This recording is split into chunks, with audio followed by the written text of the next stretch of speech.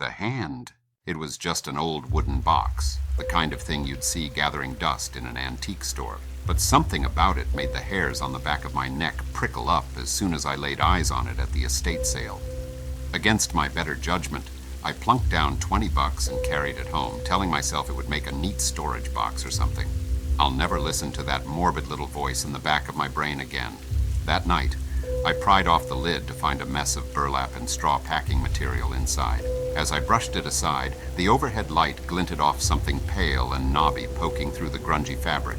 My breath seized up as I saw the desiccated claw-like fingers of a human hand emerge, the leathery skin pulled taut over twisted bones. I told myself it was some prank, a plastic novelty hand or an ancient medical model, but it didn't stop my heart from pounding out of my chest.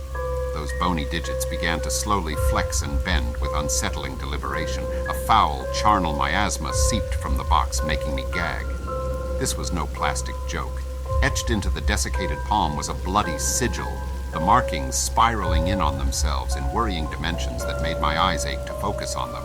I gasped as the hand sprang to animate life, groping up at me with desperation. Its bony fingers sank into the meat of my wrist, dry husks of nails digging in like festered fishhooks as they stark out to merge with my trembling flesh in a grotesque embrace. A searing jolt lanced up my arm as the hand clutched tighter, drinking in the warmth and pumping blood, hungering for more. I felt a vile presence creep in through the open wound, spreading like an inky stain into my thoughts. "Let me in," it seemed to whisper in the crevices of my mind. Ancient, gnarled branches sprouted from my arm, snaking up in vigorous peel stills that lashed about with predatory intelligence. I screamed until my throat was raw, but that only amused the malign spirit clawing its way into my psyche. As the scratching tendrils groped towards my face, searching for the warm vulnerability of my eyes, I knew it was too late. This cursed remnant had already dug its hooks in deep. I was being hollowed out.